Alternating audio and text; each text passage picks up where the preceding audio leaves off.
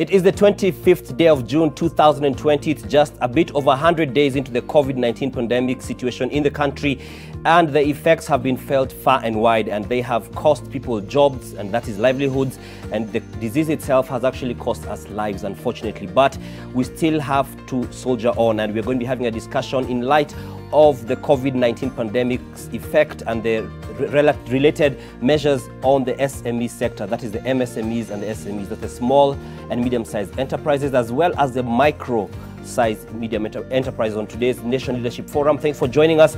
My name is Dan Mwangi, and I'm going to be introducing my panel in just a bit. But first, just to get some context into this conversation with a bit of data, first and foremost, we have in terms of the impact of the pandemic, and this is an Ipsos report, which is on how COVID-19 pandemic is affecting small businesses. Those that have had significant negative impact, there's 76% of SMEs who are polled, and that is more than 3/4 of the SMEs. Those who have experienced minimal negative impact are 18%. Positive impact to some elements is 5%. And those who have felt no impact on their businesses are at 1%. And so we could see the majority are significantly hit, and the most affected sectors, these are who have seen over 70% impact on their business, that's in transport and logistics, tourism and hospitality, leisure, sports, art and creative sector. We have education as well, agriculture, trade and manufacturing, and real estate. And those who've had some moderate to low impact, that is mining and construction, manufacturing and energy. And we have those who have had none or some positive impact, that's ICT, finance and insurance, as well as health. And so these are some of the statistics that we'll be using to have our discussion this evening. And I'm joined by a panel of 4, 2 gentlemen and 2 ladies. We are very good with our balance of gender. We are grateful for that. And first and foremost, we have Betty Maina, who's the Cabinet Secretary of Industrialization and Enterprise Development. We also have Linus Gitahi, who is the Chairman of Diamond Trust Bank. And we have Caroline Gerch, who is the Country Director of Amani Institute, Kenya. And last but not least, we have the other gentleman, that's Richard Ngatia, who is the President of the Kenya National Chamber of Commerce and Industry. Ladies and gentlemen, thank you for joining us and welcome to this edition of the Nation Leadership Forum. And we'll ask you to just chime into the conversations using the hashtag NMG Leadership Forum, and let's have the conversations online as well as the discussion on air. So I want to begin with you, Madam CS, first and foremost. This is an ever-changing situation. The situation we were in on day 1 is not the same as day 2, not the same as day 30, 50, 100, and today we are over day 100. What is the current situation in regards to SMEs? Are we already seeing some sort of light at the end of the tunnel, or are we still, like the infections, are still getting into that peak? Thank you very much, and I'm happy to join you today. I hope you can hear me. Yes, we can. But thanks very much.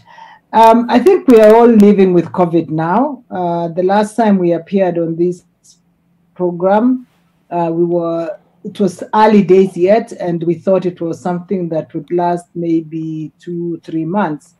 I think now we are getting ourselves accustomed to the fact that we shall be living with COVID for a long time until a vaccine is found, and until as many people as need to be vaccinated or become immune. It's been a great impact on businesses of all kinds. In the beginning, it was mostly, we thought, affected people who are exposed to the global supply chains, i.e. exporters and those who relied on imported raw materials. But with the onset of a lot of the restriction measures that government has had to put in place to manage transition, it has affected many people.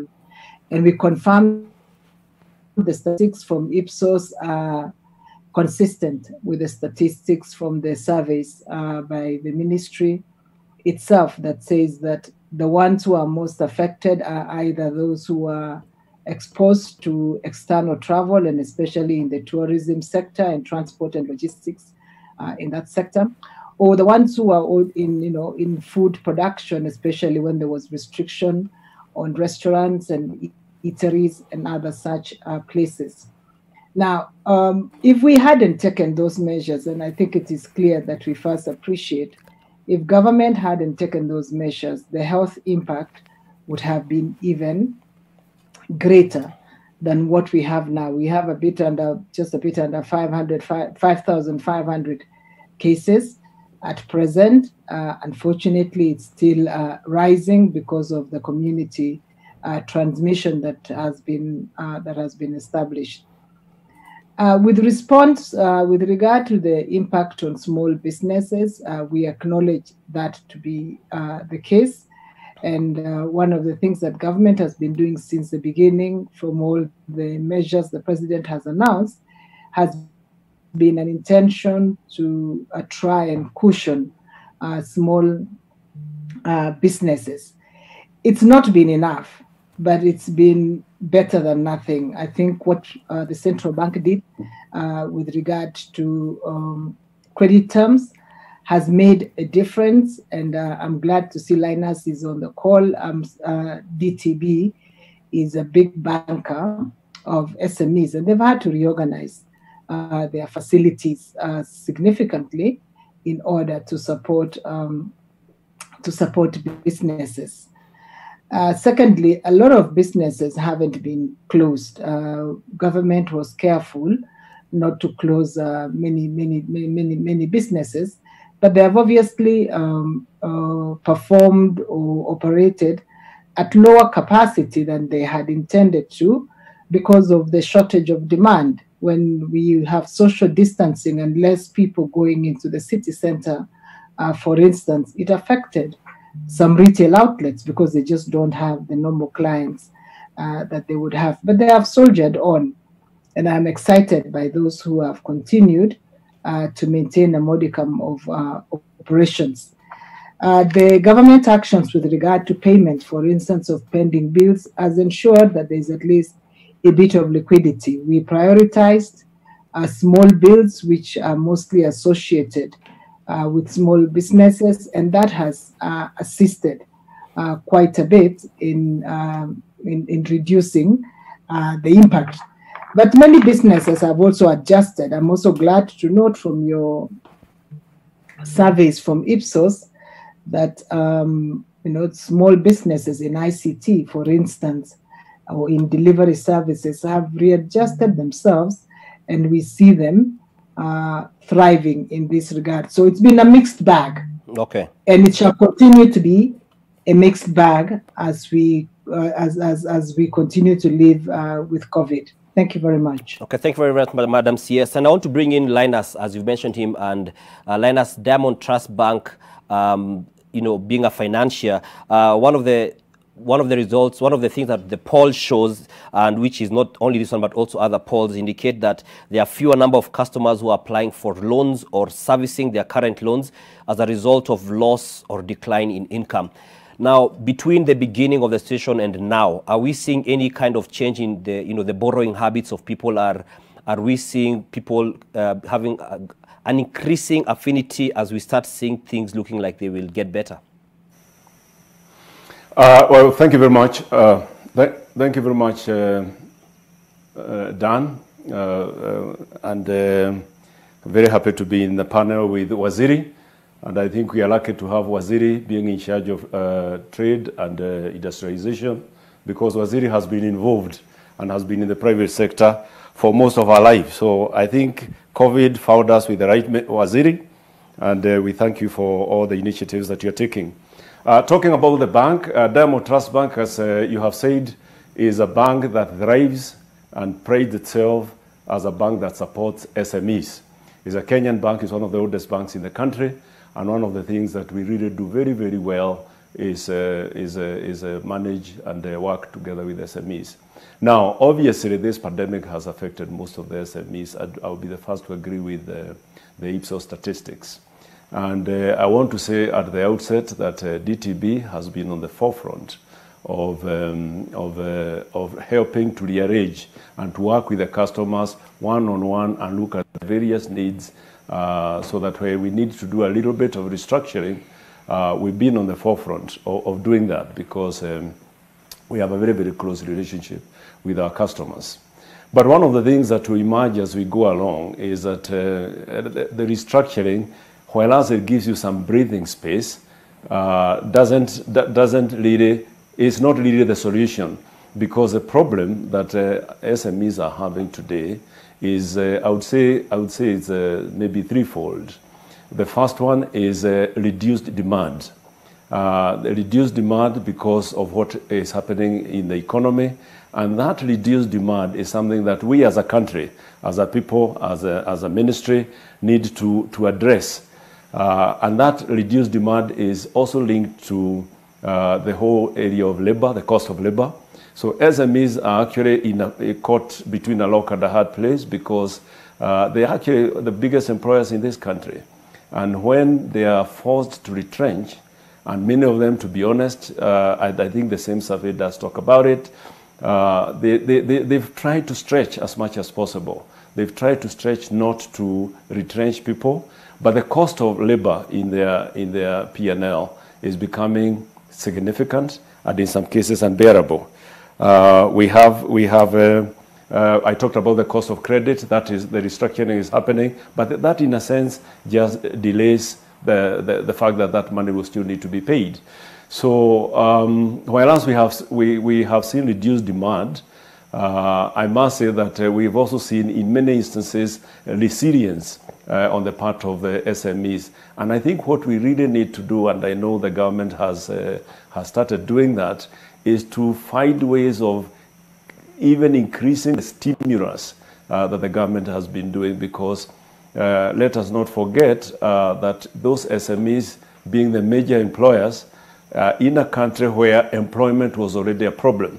So we can ill afford to put more people into unemployment, and therefore we must, and I'm glad we're having this conversation, look for even more ways and means of ensuring that the SMEs continue employing people. And that speaks to different stimulus opportunities that maybe you're going to discuss in the course of this program. All right. Thank you very much, Bwana Gitahi. And I want to bring in Richard Ngatia now. And Bwana Gitahi has also mentioned about the issues of jobs and the likes.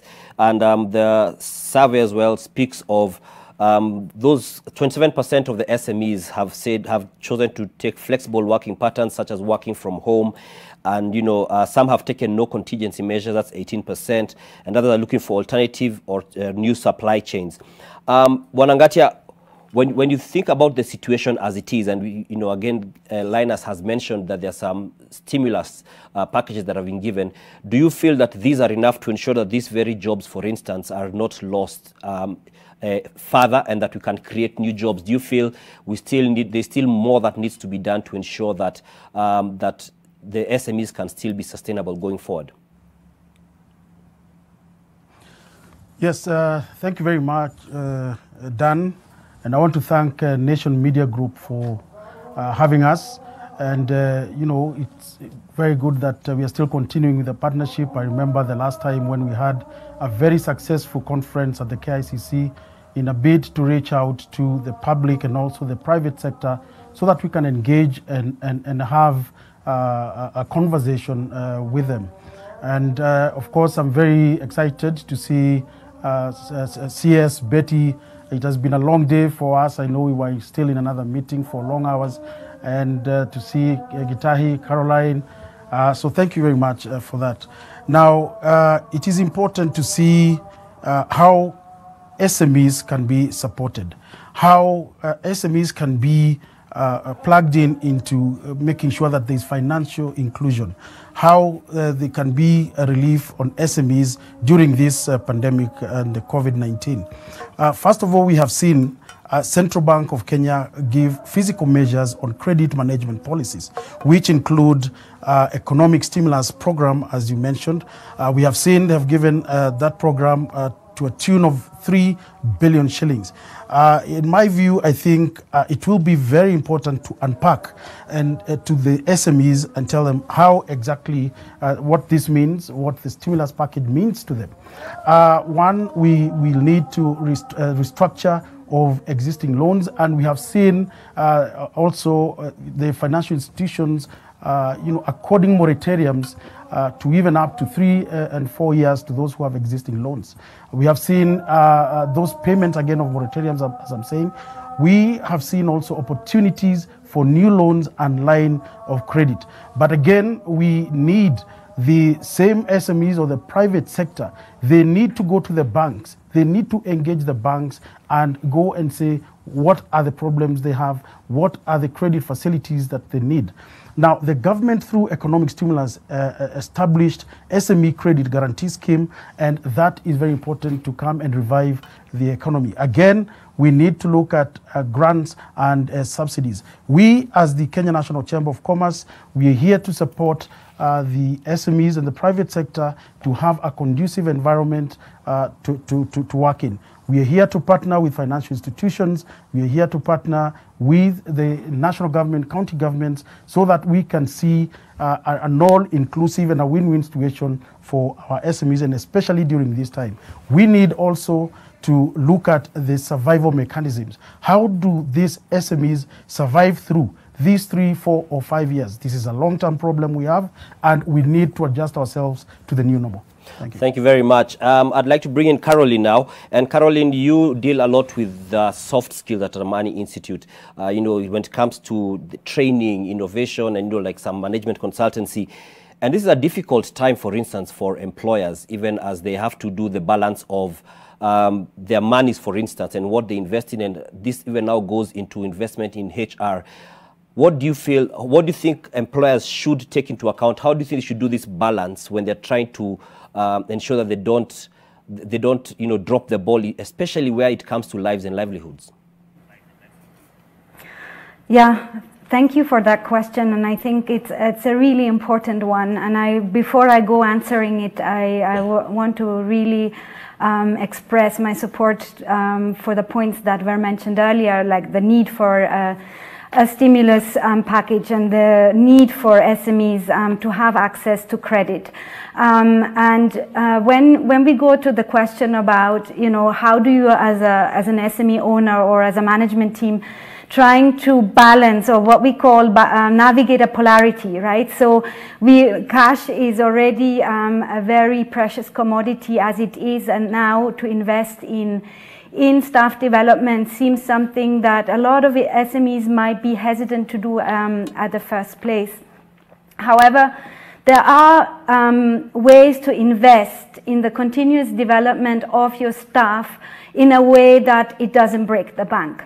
So that's one of the things that when we work with our existing clients, we also we give them hints on how they can do staff development at a very low cost, so that we know that if the budgets are not huge, they can still go ahead and invest in their employees. And why should you invest? It's not just, a lot of SMEs think it's for motivational reasons. We at Amani, we know that businesses who want to stay competitive, they must invest in their employees in order to remain or gain competitiveness. And it's even more important right now. One thing that we've maybe not talked about as part of this conversation yet is that a lot of SMEs had to change either their business model altogether, or they had to adjust their operating model. And when you do that, you also need to train your staff in the new skills that are required to execute that new business model. It doesn't go without it. So I would always now think that if you're one of the SMEs that is adjusting to this pandemic by actually trying to see new values or new ways to create value for customers, that could be through new products, through new services, through new avenues and channels, then you need to ensure that your staff has the skills to execute.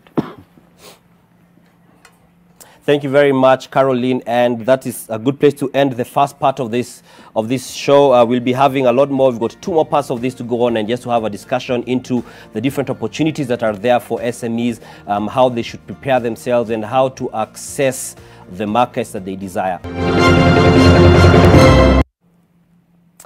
Welcome back to the Nation Leadership Forum, and today's edition we're speaking about SMEs, and we're seeing a lot of activity on the digital space. There's a significant shift, as well as some of the challenges and opportunities that are there, and I still have my panel with me, and I'll go to CS Betty Maina now. And you know, since the beginning of this situation in Kenya, we've seen different businesses, SMEs especially, beg your pardon, who are coming up with different products. You are seeing masks are being made locally, PPEs, a lot of the PPEs, and actually CS Mutahi Kagwe said that we'll no longer be importing. And there's a lot that is being done. There's a lot of local production as we push the Buy Kenya, Build Kenya. So in light of this, in your own estimation, how much is this going to affect our imports? Because just to see whether we can reduce the imports, are we seeing any kind of percentage of imports being dropped even post the pandemic? I would like to do that. I would like to see more import substitution by Kenyans. And I think one of the things that we've really enjoyed, and it's been very energizing in this last 3 months, is to see the amount of latent capacity that we've always had in Kenya. And it's actually an indictment on us that we have over-glorified and imported products to the detriment of our own capability. And I think this innovativeness that we've seen in Kenya, it was a result, it was a reaction to the supply chain disruptions globally and the challenge that most of us see on China. And I'm very proud. I think the example that you've given is the example of masks is something that has been, very widespread around the country, and little businesses have given themselves a lifeline by producing these goods. But I'm also excited by the fact that we are able to now produce the personal protective equipment that we need to almost all wholly import in the past. But the Ministry of Health is buying from local sources, and we're very excited by that. I'm excited about the work that is happening, especially around ventilators. We have unveiled to the public various prototypes over the last 2 months. But now those prototypes are actually ready and going up for clinical trials. So that would mean that in future, we can produce these things in Kenya. And we will not just be producing for Kenya, we'll be producing for the regional market and other markets. And it will be an exciting moment for Kenya. When we first... Sorry, let me just finish. Okay. When we first spoke about this crisis, we said and we challenged ourselves to look at the opportunities it has presented. And I think those opportunities for local manufacturing are exciting. The opportunities for digital businesses, the stuff that is now happening and all the work around, delivery services and digitally enabled supply services are things that will stay with us, and I think will be the new business models going ahead. Thank you very much. All right, I just want to find out from you, do you feel that we needed a pandemic to take such significant steps in supporting local manufacturing?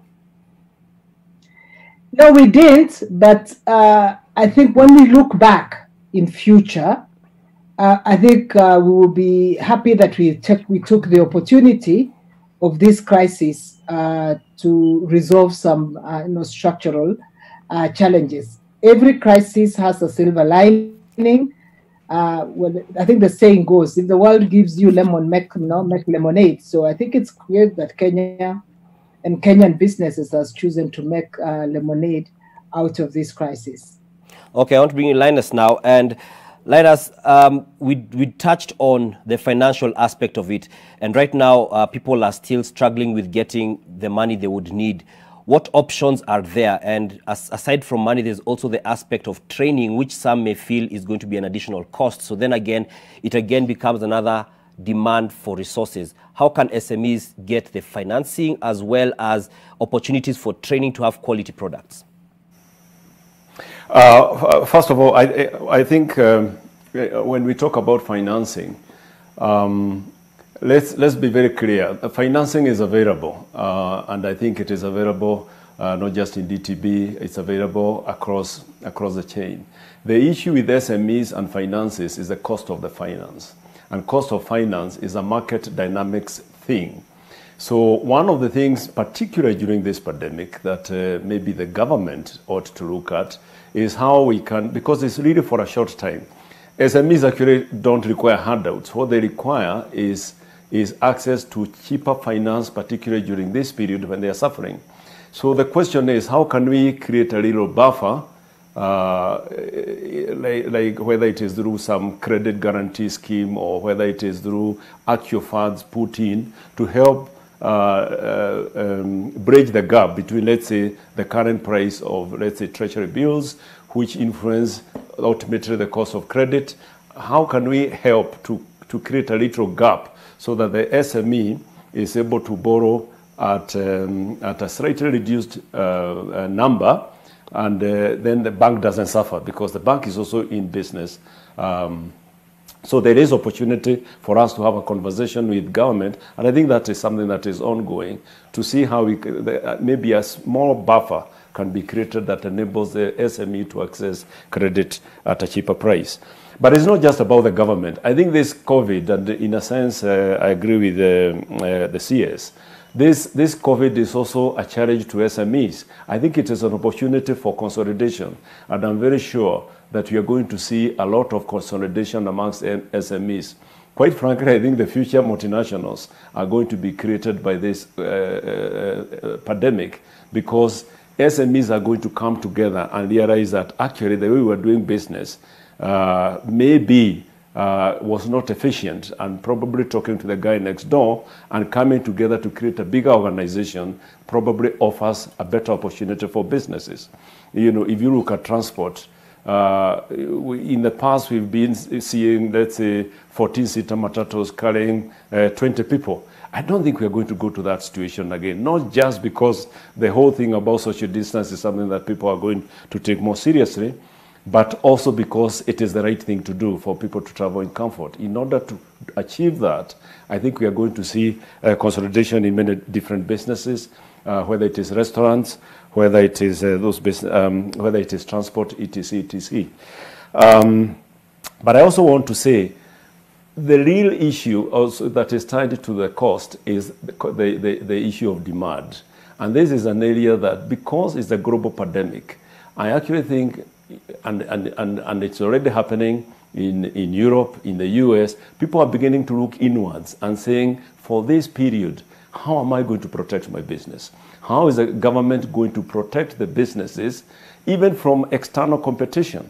Because, you know, toothpicks from China are going to continue being cheaper. But how can you enable this business that is already having a cash flow problem, and it is making toothpicks, be protected for a while so that it can actually recoup? And I think that is a conversation. Whereas blanket protection of industry is not something that I would encourage, because we need to create competition. But we are in a very unique situation where governments need to look inwards and see what it is we need to do to protect the businesses and help to put them back in a competitive situation. So that is another way of actually helping to fund businesses, by ensuring that we give them a greater market through a bit of protection from external competition for a short time. Okay, thank you very much. And just as a small side note, which is a significant one, is that we have some breaking news that Sirisia MP John Waluke has been ordered to pay a fine of over 600 million shillings, and he should serve a jail term of 7 years if he defaults on payment of the millions of shillings he has. And this is in a case regarding some corruption with the National Cereals and Produce Board, which was about over 300 million shillings. And this is the MP and 2 others were found guilty of defrauding NCPB. And again, I repeat, he has been sentenced to 7 years in prison if he does not pay the fine of over 600 million shillings. That is Sirisia MP John Waluke, which again just points to the concerns about corruption, because even in his submissions and his lawyer submissions, he was not an MP then, he was just a business person. And so we come back to the discussion on the National Leadership Forum, that you know, when I think about this kind of case of corruption, Bwanangatia, and you think about the fact that some of the SMEs miss out on opportunities in regards to this, we actually have a concern. What are we doing to ensure, like for yourself as KNCCI, that we can have SMEs operating above board in terms of integrity and the likes, because we don't want, you know, the COVID pandemic has granted an opportunity for us to change things. So how do we ensure that we have people who are operating upright?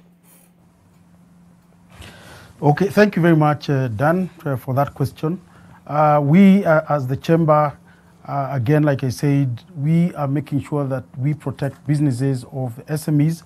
And by doing so, we also engage them and capacity build them, one on, like you said, integrity, ethics, and also corporate governance. So those are the areas that they must know what to do, so that they're not caught up in these situations. The other thing we also try to encourage them is to make sure that as they conduct their businesses, they must then be able to get certain advice from their legal advisors, legal departments. If not, we as the chamber are there.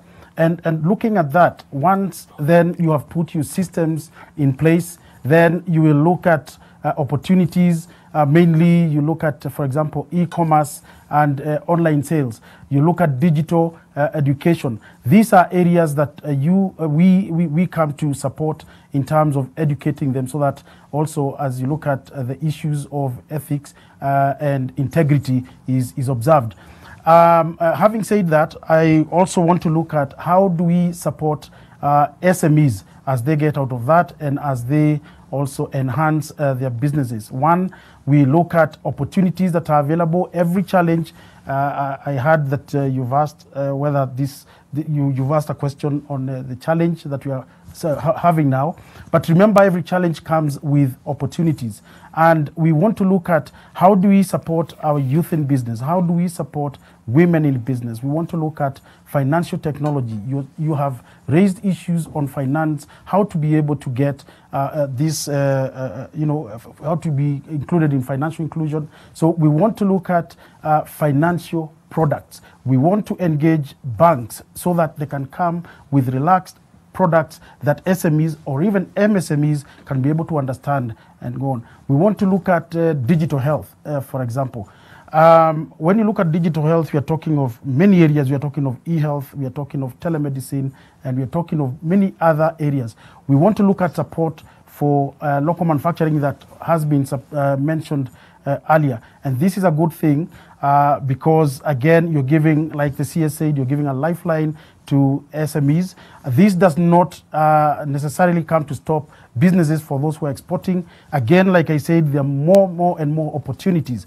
Remember, as the African Continental Free Trade Area opens up, those are opportunities, and this is about 1.2, 1.3 billion customers that you may have. And so we need to embrace innovation. We need to embrace e-commerce, and also we need to educate our youth and even the startups and even those in the universities on corporate governance, ethics, and ethics. So again, Dan, that is what I'd want to say for now. Okay, thank you very much. I want to bring in Caroline, and one of the things that some of these SMEs are having to deal with is access to markets, because some of them, you can find the distribution channels have been cut short. We're seeing when the studies are saying that one of the biggest things is lower demand, as well as another one is access to markets. So what opportunities do the SMEs have in terms of accessing new markets, and how can they? Thanks for that question, Dan. I think it really depends what industry you're in, right? If you are in a technology-enabled industry, you probably have an easier time to find also markets elsewhere. So the digital economy was mentioned already by a few people. I think really also looking, if we were serving the Kenyan or market primarily as an SME, maybe we can go regional or we can go global. I mean, we have fantastic technology startups and SMEs in this country, and they can be the driving force for finding new markets. And if there is a lot of innovation, someone mentioned innovation earlier, and I think that is really the way how to get to new markets. The route is through innovation and through value addition. Kenya as a country has huge potential for in a lot of fields to do extra value addition, which then give new markets. And that agenda should be driven not just by the SMEs themselves trying to look for market elsewhere, but this is really an effort where multiple players need to come together to give those SMEs a chance to find new markets. But I also want to say that from everything that we are seeing from peers, from clients, from people we are working with, is that everyone is trying. I really want to say that I'm really inspired how the people that we work with, the SMEs that we see, they're really trying to innovate. They're trying to find new markets. So I'm just going to give an example. There is an SME that was in the event management space. And as you know, events right now, the demand is really low. And so they really had to ask themselves the hard question. So if we want to survive, so then how do we make sure that we innovate? And so then now they set up a digital event management company. And so now they moved themselves out of Kenya, because previously they were really focusing on the Kenyan market. Now that they've opened up to the digital space, then they can serve customers elsewhere. I do recognize it really is industry specific how you find new customers, but the question really is asking yourself, if I was serving a particular customer segment earlier, how can I find a new one?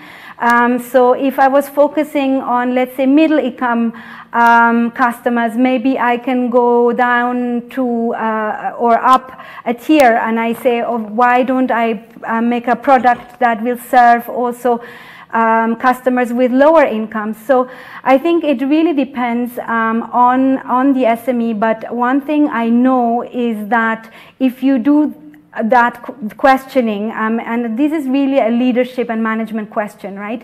Each SME right now has to juggle a lot of balls. We need to keep the lights on, and it's really hard. Us being an SME ourselves, trying to keep the lights on, trying to keep people on payroll, trying to come up with innovative solutions so that people can have a job, and that when demand picks back up, there is a business that is ready to do that. And whilst we are doing that, we are still innovating. So I want to really also say that there is fantastic work that is being done by Kenyan SMEs, and I know that if more of SMEs are jumping on the bandwagon, we can come out of this stronger. Thank you very much. I want to bring in the CS on this as well, because one of the things that Caroline has actually mentioned is just about the access, and is the online access to market. It's giving a new platform. We have seen a lot of activity. E-commerce has gone up and the likes. But we have the small businesses that are in areas that may not have as good access to internet, for instance, or where access to internet is not a thing that is a big thing to them. How are we then trying to ensure that they can also have a fair playing field? Madam CS, can you hear me? I have to repeat, unfortunately. I lost no problem. I'm just saying that we've seen that there's a lot of opportunities coming up in terms of marketing, for access to market online. We are seeing many people, have increased e-commerce opportunity or e-commerce transactions and advertising. But aside from that, we have those who may be in places where internet access is a challenge, or those who may not be very big on the internet. How do we help them? How do we help them to ensure that they also have a level playing field, that they can also have, access to market? Okay, thanks very much. I hope I got it. I think it's a question around e-commerce and internet access and equity of the same. I think two things. Obviously the country is very different, and internet access is very different across the country. So we appreciate that. But to improve on that, one of the things that was an initial announcement during this COVID crisis was the announcement of availability of the Loon technology and the use of these lunar balloons that would be able to help us with the expansion of internet access in the country. So I think we're now dealing with issues of coverage. But that has also been, a program within government to be able to expand internet access.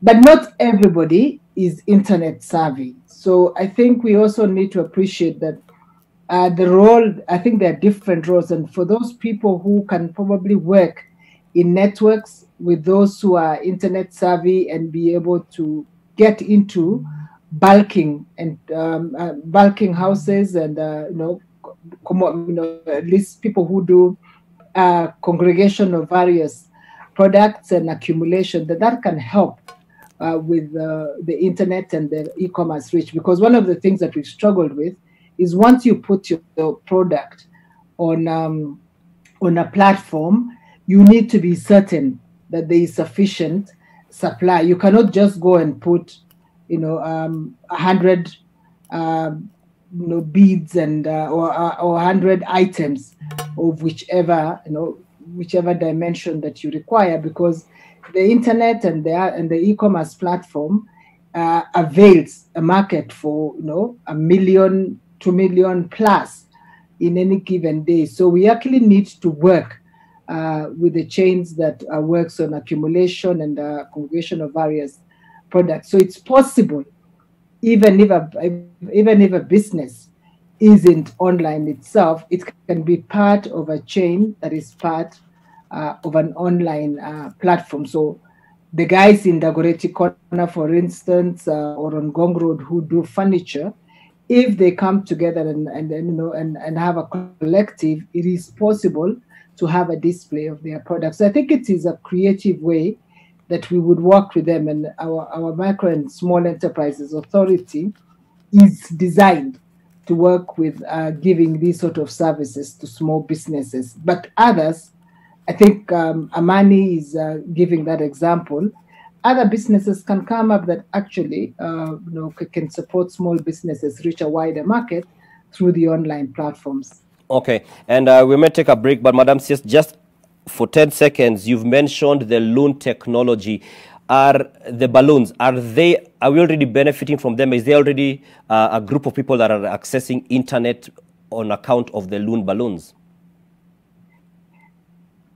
Yes, because this has been available in the country for now nearly 8 weeks, and it's a service that's provided in partnership with Telecom Kenya. So I think Telecom Kenya customers can tell us about their greater reach around the country. So this is something we are all quite excited as a methodology for expanding internet access in the country. Okay, thank you very much, Madam CS. I will be coming back with a bit more of the conversation after this as we look to getting some commitments and just some more insight in regards to the SMEs, the pandemic, and beyond. Once again, welcome back to the Nation Leadership Forum, and like we said, we're talking about SMEs, the COVID-19 pandemic, and beyond. And now let's start getting more into the beyond part, that when we talk about sustainability of the businesses and of the operations, and one of the things that the companies, the firms have been encouraged to do is to have sustainability plans and, just business continuity plans, I beg your pardon. I want to bring in Bwanangatia on this one. Bwanangatia, when it comes to business continuity, what do these SMEs need to do such that if there's someone who has an SME now and feels that they are not too sure of the way forward, what do they need to do to ensure that they've got a proper plan that is going to be sustainable, so that you don't start pumping resources into something that is not sustainable? Okay, thank you very much, Dan. I think looking at the situation now and SMEs, and how probably they can be able to recover from the current situation, I would want to, in my view, look at, as a business support institution, since the outbreak of COVID-19, we have given various proposals as the chamber and measures to support SMEs. Business continuity and survival moving forward as follows. One is training on government guidelines and protocols. That is very important. Number two, we are talking of business reengineering and restructuring. We also want to look at dissemination of relevant information from all the stakeholders, across the country. And then we, as the chamber, have partnered with financial institutions to provide liquidity and cash flow support services. Various development partners have come to support us so that we can also see the SMEs, those in retail, and namely the partners that who we are working very, very closely with. For example, the Swedish government, under that is FSD, this is the finance sector deepening. They are supporting the retailers by guaranteeing them so that they can be able to get commodities from manufacturers and they can be able to sell at a good time, and also as they get paid. We are also in partnership with other financial institutions whereby they are looking at providing finance and not actually even asking for collateral. Again, we are looking at those, for example, in the transport sector. We are looking at those in manufacturing industry, for example, the Juakali sector, where we know they're 18.1, but we are also concentrating much on the artisans so that we can be able to support them with the products that they're able to manufacture. So therefore, we are able, through the partnerships we have with these financial institutions, to support them access finance and of course finance that is readily available. Over and above that, we are also in partnership with development partners, supporting them in terms of capacity building. We make sure we capacity build them on financial literacy. We make sure that they understand the market. We prepare them for readiness of market. We also established business recovery support service through continuous information and guidelines on operations with business during this time of COVID. So therefore, we have developed an industry-specific sector business protocol for preparation and guidelines. So in terms of, yes, how we can be able to support and what you're doing in terms of supporting these SMEs during this time is to make sure that they access finance, they access adequate education in terms of capacity building them, and not forgetting markets, which is very critical to any private sector member. You need your market, you need a steady market, and also we need to make sure that they observe specifications required by their customers so that they can be able to sell their products easily. So those are areas that we as the Kenya National Chamber are engaging, and with the help of the National Governing Council and my board, we are able to reach out to all SMEs in this country across all the 47 counties, and in partnership with the county governments as well, we are able to look at how they can be able to sustain their businesses by not, and especially during this time, not paying so many multiple licenses. So those are areas we are focusing and looking at so that as we support the businesses. Done. When we still talk about sustainability and plans and going forward, I want to bring in Caroline again. And sub companies, many of them, like has been mentioned even before, will need to just rethink their whole model. It's a time to reinvent themselves. What exactly do you feel are some of the pointers they need to take home to ensure that it's a successful, reinvention? Thanks, Dan, for that question. I think the first thing on the journey of reinvention is critically asking yourself, what do I need to unlearn as a business? Because we have had a way to serve our customers, we have had a way of working, we had a way of operating, and we really know that old way really well, and we might have fallen in love with it.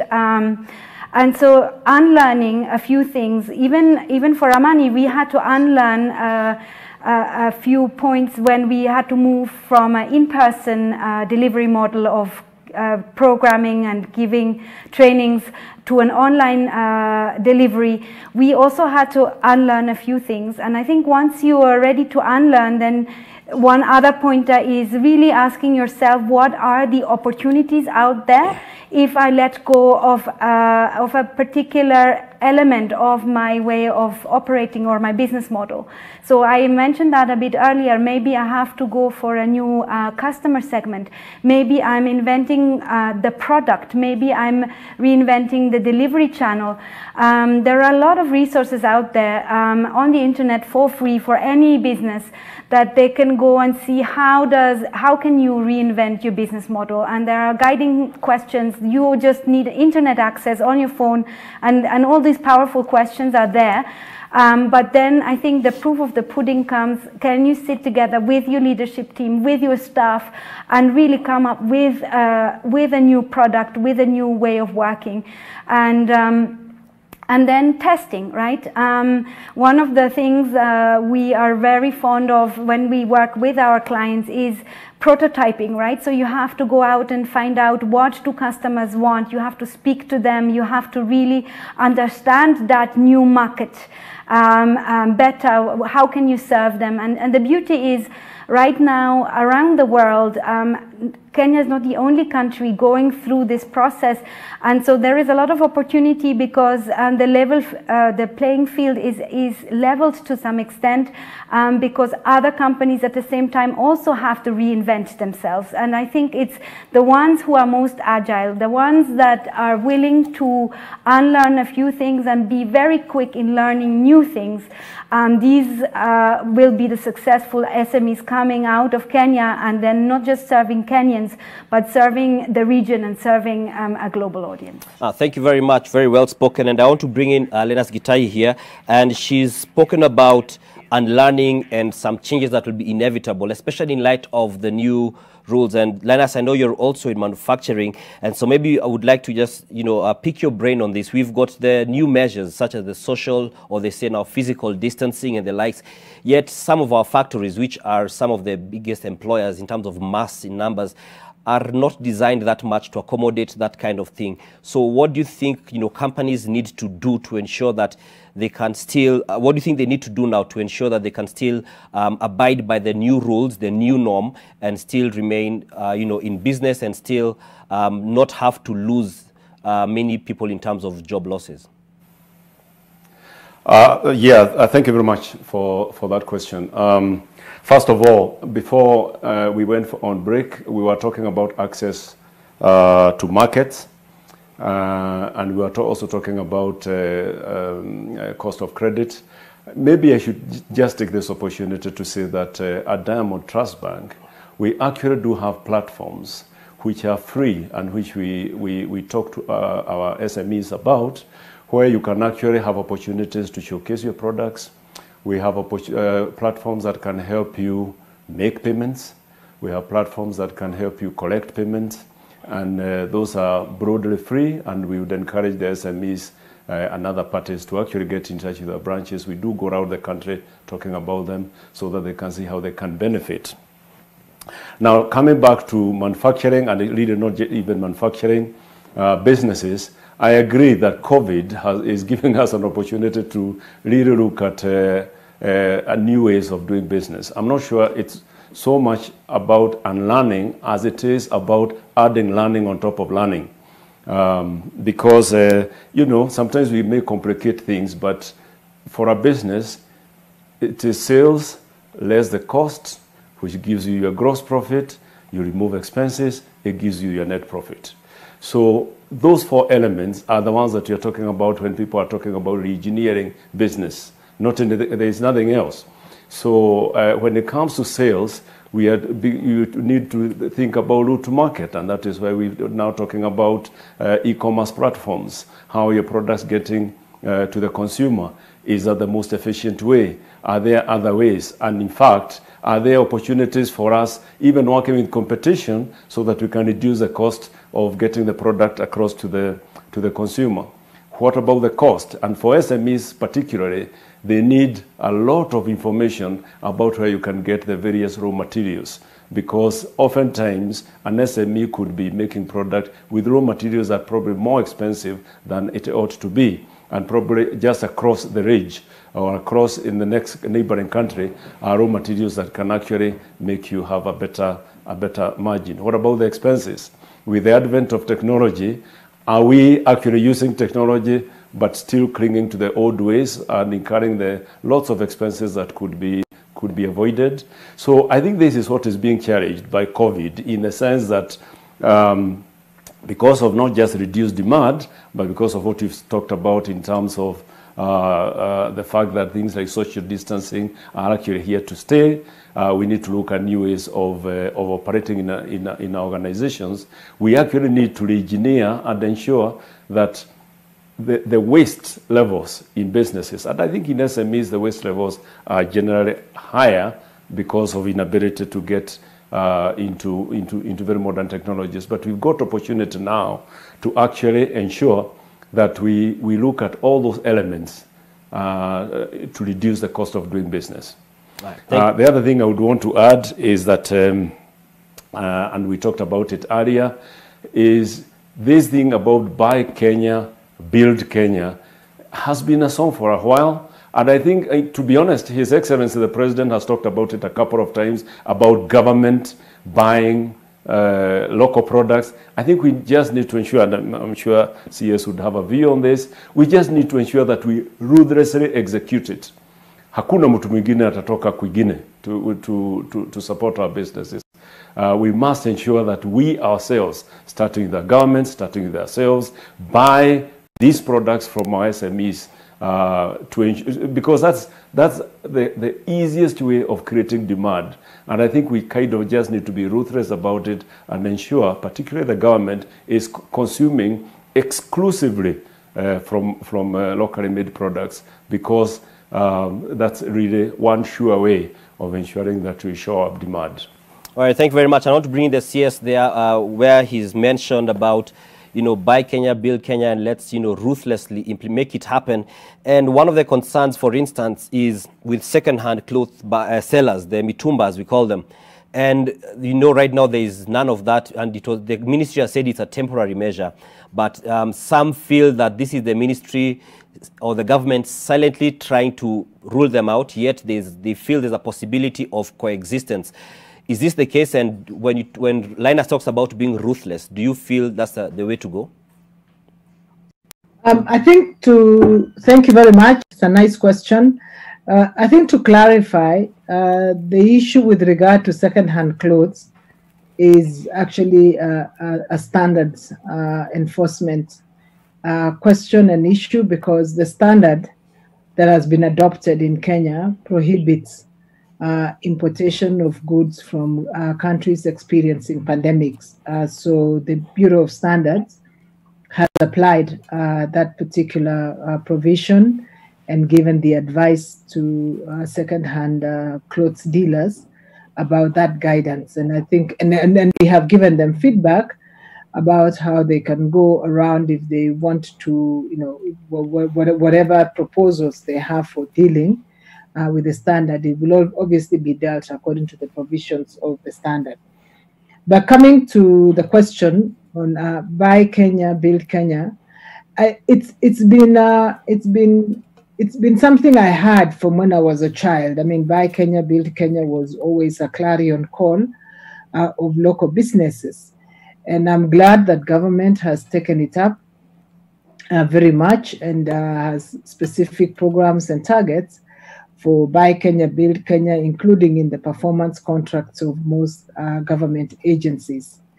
And we continue to implement that. There's still some challenges, and we are addressing that, because the entire regime for local content consumption needs to be a lot more robust and a lot more solid. And all of us in the public sector should do that.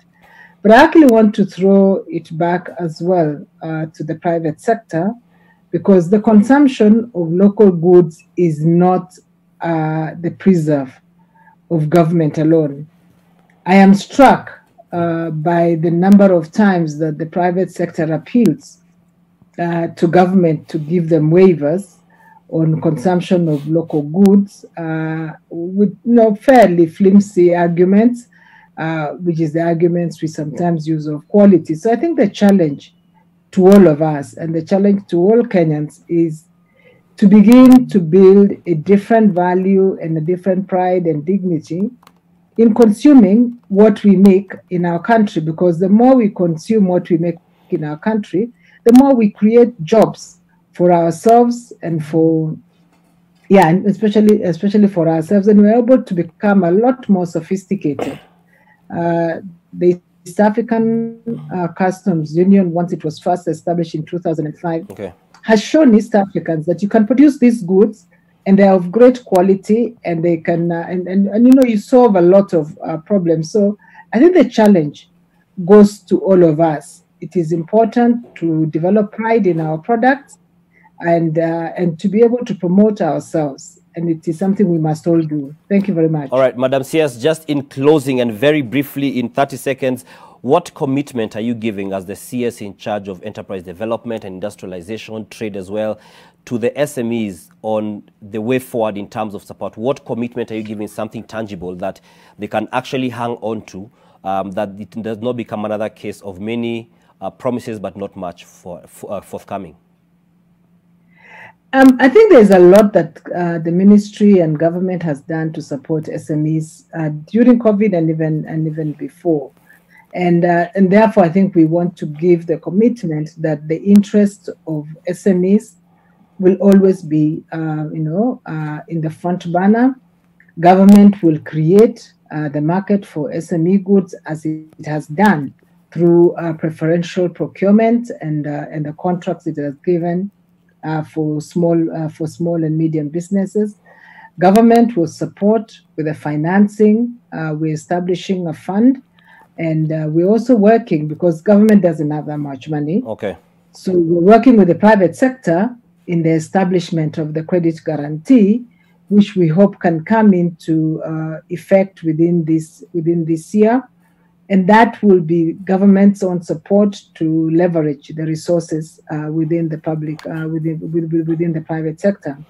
The third thing that government is doing is provision of sites and infrastructure for small and medium businesses through a lot of, whether it's Juakali sheds or micro and enterprise sheds, but we are developing that. And we have, actually, we have a lot of the Juakali sheds. I know we call them Juakali sheds, but they actually, that's government property.